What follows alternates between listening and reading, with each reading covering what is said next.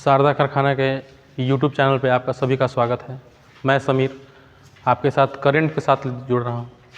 ठीक है, आपको पर डे का करंट जो भी होगा करंट पर डे का, वो आपका न्यू सेशन में शुरू किया जाएगा। आज से हम लोग का करंट का अफेयर नया जो सीरीज चल रहा है करंट अफेयर का शारदा कारखाना का, वो शुरू कर दिया गया है। और आज से आपको पर डे आपको करंट की जितनी सारी क्वेश्चन पर डे का बनेंगी, टोटल क्वेश्चन आपको शारदा कारखाना के यूट्यूब चैनल पर आपको दे दिया जाएगा। तो ठीक है, आज से हम लोग अपना करंट का नया सेशन शुरू करते हैं और उम्मीद करते हैं कि जो करंट अफेयर हम आपको देंगे वो सभी जगह से एनालिसिस करके उसके बाद आपको दिया जाएगा। और यही है कि हम लोग यूपीएससी, बीपीएससी और यूपीसीएस के जेपीएससी के माध्यम में जो करंट जितने भी करंट पूछे जाते हैं उसी को एनालिसिस किया जाएगा। और आज मेरा फर्स्ट क्लास है। मैं समीर आपको पर डे का जो भी करंट आएगा वो आपको हम लोग दिए कोशिश करेंगे कि अच्छा से अच्छा आपको पेश किया जाए। तो शुरू करते हैं दोस्तों, आज का जो मेरा पहला क्लास है। ठीक है, तो आज का पहला क्वेश्चन जो है वो हमारा है 2024 का प्रतिष्ठित रोलैंड पुरस्कार किसे प्राप्त किया गया है। फर्स्ट क्वेश्चन है आज का, 2024 का प्रतिष्ठित रोलैंड पुरस्कार किसे दिया गया है। ठीक है, जो कि ये हमारा ऑप्शन आज का है। पहला ऑप्शन ये है आशुतोष मुखर्जी, दूसरा ऑप्शन है आपका पंकज कुमार चटर्जी, और तीसरा आपका ऑप्शन है अली खां, और चौथा ऑप्शन है पंकज तिवारी। ठीक है, ये पहला क्वेश्चन आपका है जिसका जो फर्स्ट जो आंसर इसका होगा वो हो जाएगा पंकज कुमार चटर्जी। पंकज कुमार चटर्जी को बांग्ला भाषा के लिए यानी बंगाली भाषा के लिए इन्हें ये सम्मान पुरस्कार दिया गया है। ठीक है, तो नेक्स्ट क्वेश्चन पे चलें।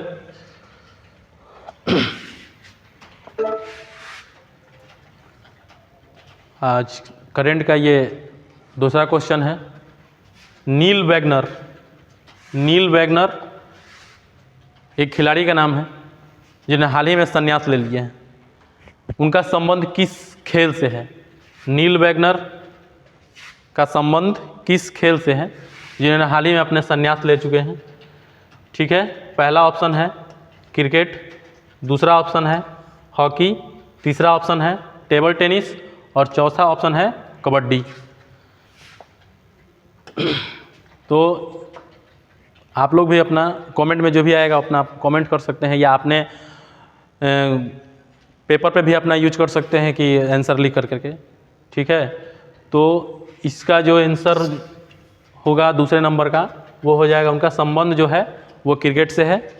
और संबंधित देश जो है इनका किस देश से हैं, तो ये न्यूजीलैंड से हैं। न्यूजीलैंड से इनका संबंध है, जो क्रिकेट खेलते थे और हाल ही में इन्होंने संन्यास ले लिए। ठीक है, अगला क्वेश्चन पे चलते हैं हम लोग। नेक्स्ट क्वेश्चन नंबर 3 है पशु कल्याण के लिए किस संस्था द्वारा वनतारा का शुभारंभ किया गया है। पशु कल्याण के लिए किस संस्था द्वारा वनतारा का शुभारंभ किया गया है। यह आज का हम लोग का तीसरा क्वेश्चन है, जो आप लोग कमेंट में कर सकते हैं या अपने पेज पे भी इसको सॉल्व कर सकते हैं। ठीक है, तो पहला ऑप्शन है टाटा ग्रुप के द्वारा किया गया है, दूसरा है रिलायंस ग्रुप के द्वारा किया गया है, तीसरा है अडानी ग्रुप के द्वारा किया गया है, और चौथा है बिरला ग्रुप के द्वारा किया गया है। ठीक है, तो इसका जो आंसर हो जाएगा वो रिलायंस ग्रुप के द्वारा पशु कल्याण के लिए की संस्था द्वारा वनतारा शुभारंभ कार्यक्रम आपका शुरुआत किया गया है। ठीक है, नेक्स्ट क्वेश्चन पे हम लोग चलते हैं, जो आज का चौथा क्वेश्चन है। बेसिक स्ट्रक्चर एंड रिपब्लिक नामक पुस्तक का विमोचन किसके द्वारा किया गया है। बेसिक स्ट्रक्चर एंड रिपब्लिक नामक पुस्तक का विमोचन किसके द्वारा किया गया है। ऑप्शन ए है Shri PS Sreedharan Pillai, option B है श्री नरेंद्र मोदी, ऑप्शन सी है मुकेश सिन्हा और ऑप्शन डी है अमित शाह। क्वेश्चन है कि बेसिक स्ट्रक्चर एंड रिपब्लिक नामक पुस्तक का विमोचन किसके द्वारा किया गया है? तो इसका आंसर जो होगा वो आंसर हो जाएगा आपको ए, श्री पीसीएस श्रीधरन पिल्लई द्वारा, जो कि राज्यपाल के पद पर राज्यपाल हैं।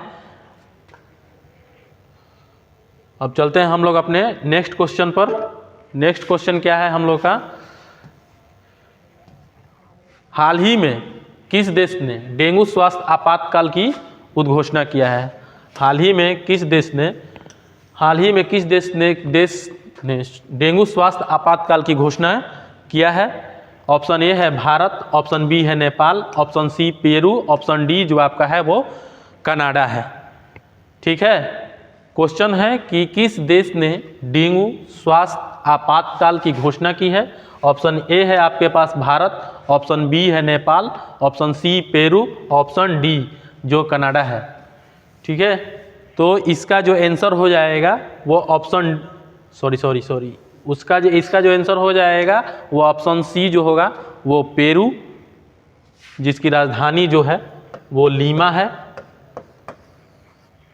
ठीक है, नेक्स्ट क्वेश्चन पे चलते हैं हम लोग। नेक्स्ट क्वेश्चन क्या कह रहा है? नेक्स्ट क्वेश्चन है कि किस आईआईटी द्वारा जो है विकसित निवेशक सूचकांक और विश्लेषण का प्लेटफॉर्म को जारी किया गया है? किस आईआईटी द्वारा विकसित निवेशक सूचकांक और विश्लेषण का प्लेटफॉर्म को जारी किया गया है? यह है आपको ऑप्शन ए है आपका आईआईटी रुड़की, ऑप्शन बी है आईआईटी गोरखपुर, ऑप्शन सी है आईआईटी कानपुर और ऑप्शन डी है आपका आईआईटी मद्रास। क्वेश्चन क्या कह रहा है कि किस आईआईटी द्वारा विकसित निवेशक सूचकांक और विश्लेषण का प्लेटफॉर्म को जारी किया गया है, जिसमें ऑप्शन आपका दे दिया गया है कि option IIT Roorkee, IIT Gorakhpur, IIT Kanpur और आईआईटी मद्रास है। ठीक है,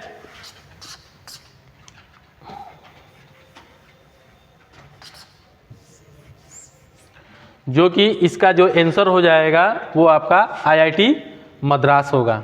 ठीक है, अगले नेक्स्ट क्वेश्चन पे हम लोग चलते हैं। अगला क्वेश्चन आपका ये रहा कि एनटीपीसी निर्देशक का पदभार किसने संभाला है? एनटीपीसी जो निर्देशक का पदभार किसने संभाला है? ठीक है, तो ये आपका क्वेश्चन हो गया और ऑप्शन आपका ये रहेगा रविंद्र कुमारम, नसरुद्दीन महमूद, मलिक जानी, अली मर्दानी। ठीक है, ये आपका ऑप्शन है। क्वेश्चन है कि एनटीपीसी निदेशक का पदभार किसने संभाला है? ठीक है,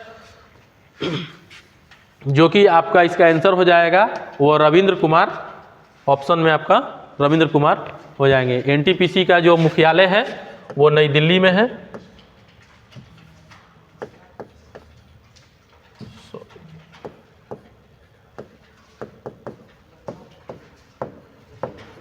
इसके पहले जो थे वो गुरदीप सिंह ढिल्लो थे, वर्तमान में जो हो गए हैं वो रविंद्र कुमार हो गए हैं। ठीक है, चलिए अब नेक्स्ट क्वेश्चन पे चलते हैं। 8 नंबर क्वेश्चन है आपका कि हाल ही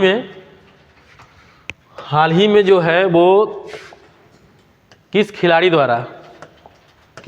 के द्वारा 33 गेंदों में T20 इंटरनेशनल सबसे तेज शतक लगाने वाले जाने जॉन निकोल, यह इंपॉर्टेंट है, जॉन निकोल का संबंध किस देश से है?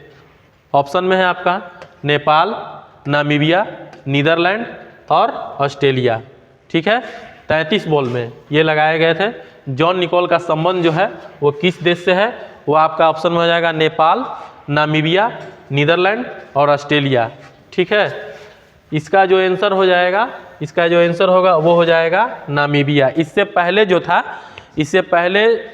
34 बॉल पे नेपाल के खिलाड़ी थे, उनके द्वारा जो है सबसे अंतर्राष्ट्रीय T20 में सबसे तेज शतक लगाने का रिकॉर्ड उनके नाम था, जिनका रिकॉर्ड जो है जॉन निकोलसन ने तोड़ा है, जिनका संबंध देश जो है वो नामीबिया है, और कितने बॉल पे? 33 बॉल पे इन्होंने शतक लगाए हैं। ठीक है, अब अगले क्वेश्चन पे चलते हैं हम लोग।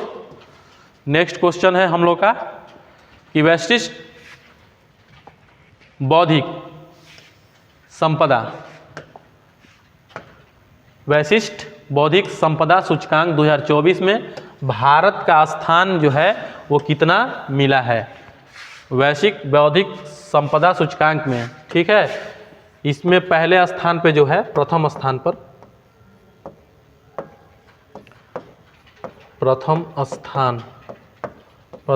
पर यूएसए है। तो यही पूछा गया है कि वैशिष्ट बौद्धिक संपदा सूचकांक 2023 में जो है 24 में भारत को कौन सा स्थान मिला है? ऑप्शन ए है आपका 42, ऑप्शन बी है 43, ऑप्शन सी है 41 और ऑप्शन डी है आपका 40। तो इसका आंसर जो हो जाएगा वो आंसर होगा कि इसका ऑप्शन जो है ए, यानी कि विशिष्ट बौद्धिक संपदा सूचकांक 2024 में भारत को जो स्थान मिला है उसका स्थान है 42वां, और पहले स्थान पर कौन सा है? यूएसए है। ठीक है, ये आपका बौद्धिक संपदा होगी। नेक्स्ट क्वेश्चन पे चलते हैं हम लोग। आज का नेक्स्ट क्वेश्चन है कि हाल ही में देश के लोकपाल पद पर किसे नियुक्त किया गया है? ठीक है, ये हाल ही के क्वेश्चन है जो अभी करंट का क्वेश्चन चल रहा है कि हाल ही में देश के लोकपाल पद पर किसे नियुक्त किया गया है, जो कि ऑप्शन ए आपका है पिनाकी चंद्र घोष, ऑप्शन बी है अजय मणिक राव, ऑप्शन सी है ऋतुराज अवस्थी और ऑप्शन डी है नारायण स्वामी। ठीक है, आपको मालूम होना चाहिए कि जो लोकपाल जो है शब्द जो है ये स्वीडन का देन है, स्वीडन से हम लोग लिए हैं। ठीक है, और जो पहले हमारे लोकपाल जो हुए, सबसे पहले लोकपाल जो हुए वो पिनाकी चंद्र घोष हैं, और वर्तमान में जो अभी आपका जो है इसका जो अकॉर्डिंग टू क्वेश्चन वो आंसर है आपका अजय मणिक राव। ठीक है, ये प्रथम हुए हमारे, और इसके बाद अजय मणिक राव जो हुए ये हमारे वर्तमान के लोकपाल हैं। ठीक है, अब हम नेक्स्ट क्वेश्चन पे चलते हैं। हमारा नेक्स्ट क्वेश्चन है, बहुत ही इंपॉर्टेंट क्वेश्चन है, प्रतिवर्ष राष्ट्रीय विज्ञान दिवस कब मनाया जाता है? प्रतिवर्ष। तो ये हर एक एग्जाम में ही पूछा जाता है क्वेश्चन, लगभग ये पूछ दिया जाता है कि प्रतिवर्ष राष्ट्रीय विज्ञान दिवस जो है वो कब मनाया जाता है। क्वेश्चन आप लोगों को साफ दिखना चाहिए, वो भी कमेंट कीजिएगा कि हाँ क्वेश्चन हमारा साफ दिख रहा है आपका। ठीक है, प्रतिवर्ष राष्ट्रीय विज्ञान दिवस कब मनाया जाता है? ऑप्शन में आपका 26 जनवरी, 27 फरवरी, 29 फरवरी और 28 फरवरी। ठीक है, इसका जो आंसर जो हो जाएगा वो आपका, इसका आंसर जो होगा वो 28 फरवरी होगा। ठीक है, 28 फरवरी को राष्ट्रीय विज्ञान दिवस मनाया जाता है, और इसकी शुरुआत जो हुई थी 1997 से ये शुरुआत हुआ है, जो हम लोग मनाते हैं राष्ट्रीय विज्ञान दिवस। सीवी रमन, ठीक है, सीवी रमन को नोबेल प्राइज भी दिया गया था। ठीक है, अगला क्वेश्चन पे हम लोग चलते हैं। नेक्स्ट क्वेश्चन क्या है? नेक्स्ट क्वेश्चन है कि हाल ही में स्वयं प्लस जो है एक योजना है जिसको चलाया गया है, किसके द्वारा चलाया गया है? हाल ही में स्वयं प्लस प्लेटफॉर्म किसने लॉन्च किया है? किस मंत्रालय द्वारा इसको लॉन्च किया गया है? हाल ही में स्वयं प्लस प्लेटफॉर्म किस मंत्रालय द्वारा इसको लॉन्च किया गया है? और ऑप्शन ए में है आपका सहकारिता मंत्रालय, ऑप्शन बी है रक्षा मंत्रालय, ऑप्शन सी है गृह मंत्रालय और ऑप्शन डी जो आपका है वो शिक्षा मंत्रालय है। ठीक है, तो इसका जो आंसर हो जाएगा कि हाल ही में स्वयं प्लस प्लेटफॉर्म किसने लॉन्च किया है, तो इसका आंसर जो हो जाएगा वो शिक्षा मंत्रालय आपका हो जाएगा। ठीक है, नेक्स्ट क्वेश्चन पे हम लोग चलते हैं।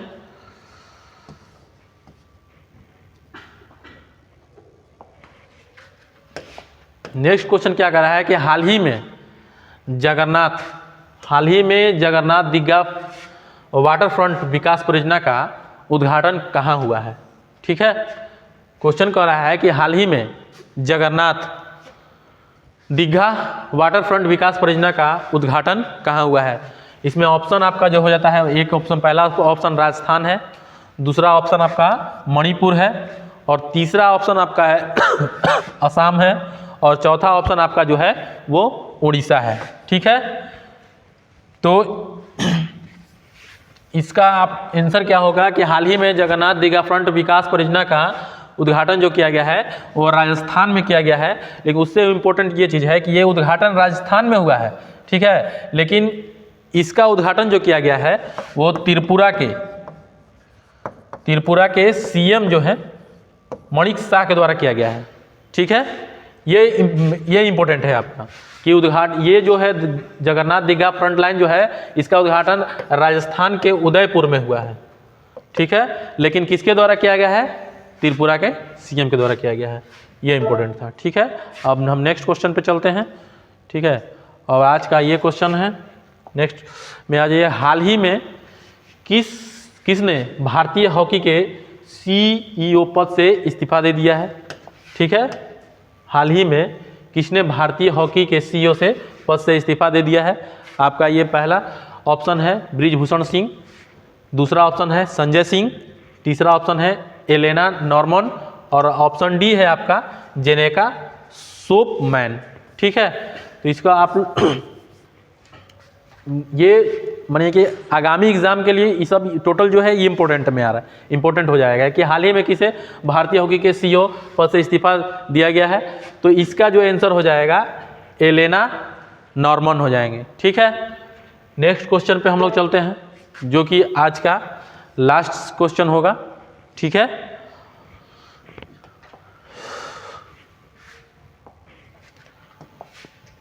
चलिए क्वेश्चन क्या है कि हाल ही में नई दिल्ली में आयोजित एशियन ट्रैक साइकिलिंग चैंपियनशिप 2024 में सर्वाधिक पद किसने जीता है, यानी कि किस देश ने जीता है? ठीक है, यानी कि हुआ था दिल्ली में, ये इंपॉर्टेंट कर रहता है कि हुआ कहाँ था। कि आयोजित एशियन ट्रैक साइकिलिंग का आयोजन कहाँ किया गया था? तो आपको दिल्ली में किया गया था, 2024 में हुआ है। और ये कहाँ किया गया था? इसका ऑप्शन में आपको देश दिया गया है, सॉरी, सर्वाधिक पदक किसने जीता था? ऑप्शन ए है मलेशिया, ऑप्शन बी है जापान, ऑप्शन सी है कोरिया, ऑप्शन डी है आपका भारत। ठीक है, तो इसका जो आंसर हो जाएगा आपको कि सबसे ज़्यादा जो है किसने पदक जीता है, तो इसका सबसे ज़्यादा पदक जीतने वाला जो देश है वो मलेशिया है। बहुत बहुत धन्यवाद आपका।